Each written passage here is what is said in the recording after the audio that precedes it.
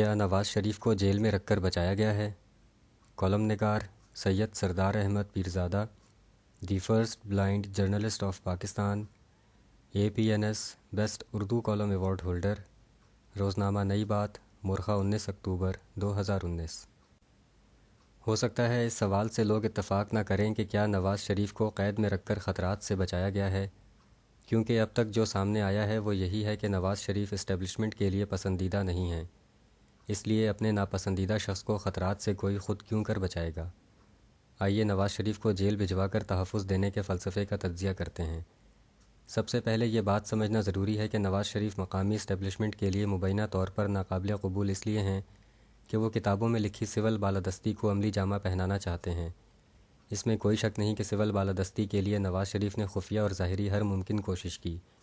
ان میں اپنے تینوں ادوار میں فوج کے سربراہوں کے ساتھ بطور باس کے رٹ قائم رکھنے کی کوشش کرنا، کبھی فوجی سربراہ سے سخت موڈ رکھنا، کبھی فوجی سربراہ سے استعفیٰ لینا، کبھی فوجی سربراہ کو نکال دینا، کبھی فوجی سربراہ کی مدت ملازمت میں توسیع نہ کرنا، کبھی سابق فوجی سربراہ کو ہتھکڑیاں لگوانے کی کوشش کرنا، کبھی بھارتی وزیراعظم اٹل بہاری واجپئی کو لاہور بلا لینا، کبھی بھارتی وزیراعظم مودی کا اچانک لاہور آ جانا، کبھی نیوز لیک کا الزام گلے پڑ جانا، کبھی ووٹ کو عزت دو کا نعرہ لگا کر طاقت کو براہ راست چیلنج کرنا وغیرہ جیسے نواز شریف کے ایکشنز مقامی اسٹیبلشمنٹ کو مسلسل غصے میں رکھنے کے لیے کافی تھے۔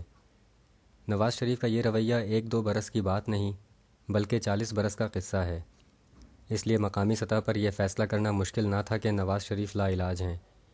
دوسری طرف انٹرنیشنل اسٹیبلشمنٹ کے لیے بھی نواز شریف ان گائیڈڈ میزائل تھے۔ کتابوں میں لکھی ملکی خود مختاری اور خودداری کو عملی جامہ پہنانے کے لیے انہوں نے انٹرنیشنل اسٹیبلشمنٹ کو بھی اپنے خلاف کر لیا تھا۔ مثلاً پاکستان کی معیشت میں نواز شریف کا مغرب اور امریکہ کی بجائے چین کی طرف پینڈولم شفٹ لانے کی کوشش کرنا۔ معاملہ اگر پاکستان تک رہتا تو باہر والے شاید اتنا ڈسٹرب نہ ہوتے، لیکن سی پیک کے ذریعے معاملہ انٹرنیشنل اسٹیبلشمنٹ کے رزق تک جا پہنچا تھا۔ اپنے منہ کا نوالا بچانے کے لیے تو چونٹی بھی اپنی ہمت کے مطابق کوشش کرتی ہے، چہ جائے کہ 1 بیلٹ 1 روڈ یعنی سی پیک کا نظریہ مغرب اور امریکہ کے منہ سے نوالے چھین لینے کے مترادف تھا۔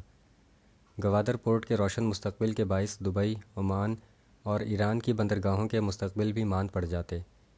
امریکی ڈالر دنیا کی معیشت میں ایک عقیدے کی حیثیت رکھتا ہے، یعنی انٹرنیشنل تجارت امریکی ڈالر کے علاوہ کسی اور کرنسی میں ہونا امریکی وجود کے لیے براہ راست خطرہ تصور کیا جاتا ہے۔ نواز شریف نے چین کے ساتھ باہمی تجارت امریکی ڈالر کی بجائے مقامی کرنسیوں میں کرنے کی بات کی۔ بے شک پاکستان کا یہ اقدام امریکی ڈالر کے خلاف ایک مقامی اور چھوٹی بغاوت تھی، لیکن یہ باغیانہ پن دوسرے ترقی پذیر ملکوں کے لیے ایک مثال بھی بن سکتا تھا۔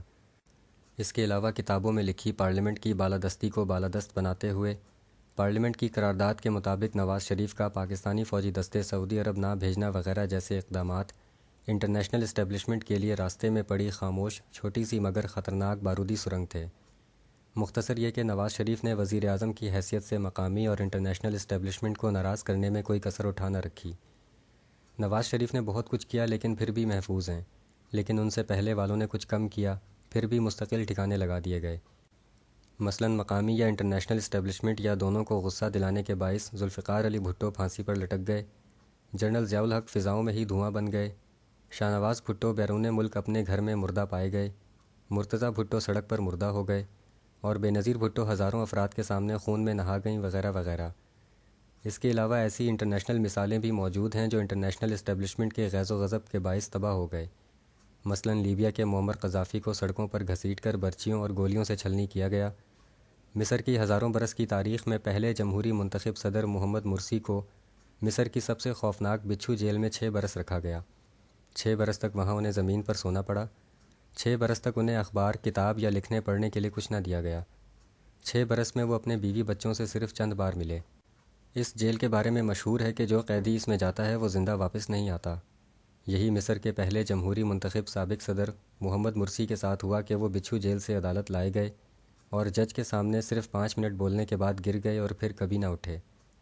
انٹرنیشنل اسٹیبلشمنٹ کے مخالف کیوبا کے مشہور انقلابی چی گویرا کی موت کا خوفناک منظر ہسٹری میں محفوظ ہے۔ جب چی گویرا کو فائرنگ اسکواڈ کے سامنے لایا گیا تو ان پر ایک دم گولیاں برسانے کی بجائے پہلے ان کے پاؤں اور ٹانگوں پر گولیاں ماری گئیں، پھر ان کے پیٹ، سینے اور منہ پر گولیوں کی بوچھاڑ کی گئی۔ جنوبی افریقہ کے نیلسن منڈیلا کو کون بھول سکتا ہے؟ انہیں مقامی اور انٹرنیشنل اسٹیبلشمنٹ کے خلاف 27 برس ایسی جیلوں میں رکھا گیا جہاں سے انہیں تپ دق کا مرض لاحق ہو گیا۔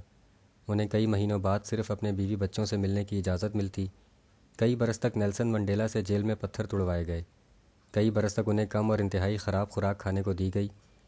مندرجہ بالا مثالوں سے واضح ہوتا ہے کہ مقامی یا انٹرنیشنل اسٹیبلشمنٹ کو چیلنج کرنے والوں کو مستقبل میں بہادر تو کہا جاتا ہے، لیکن حال میں ان کا نشان تک مٹا دیا جاتا ہے۔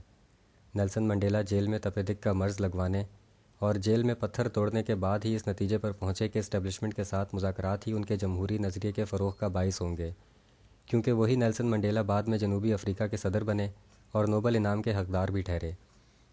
نواز شریف نے مقامی اور انٹرنیشنل اسٹیبلشمنٹ کے مفادات کو جس طرح چیلنج کیا، ان کا اب تک محفوظ رہنا ایک انوکھی بات ہے۔ کیا یہ انوکھی بات خود بخود ہوئی ہوگی؟ ہو سکتا ہے لوگ اسے ازراہ مذاق ہی سمجھیں، لیکن سوچا جائے تو جیل کے آلودہ اور غیر صحت مند ماحول کی طرف ڈینگی مچھر کا رخ بھی نہیں ہوا۔ مقامی اور انٹرنیشنل اسٹیبلشمنٹ کو چیلنج کرنے کے باعث ذوالفقار علی بھٹو، جنرل ضیاء الحق، شاہ نواز بھٹو، مرتضیٰ بھٹو، بے نظیر بھٹو، معمر قذافی، محمد مرسی، چی گویرا اور نیلسن منڈیلا کے برعکس نواز شریف کو جیل میں رکھ کر شاید جان لیوا مصیبتوں سے محفوظ رکھا گیا ہے۔ شکریہ۔ The end.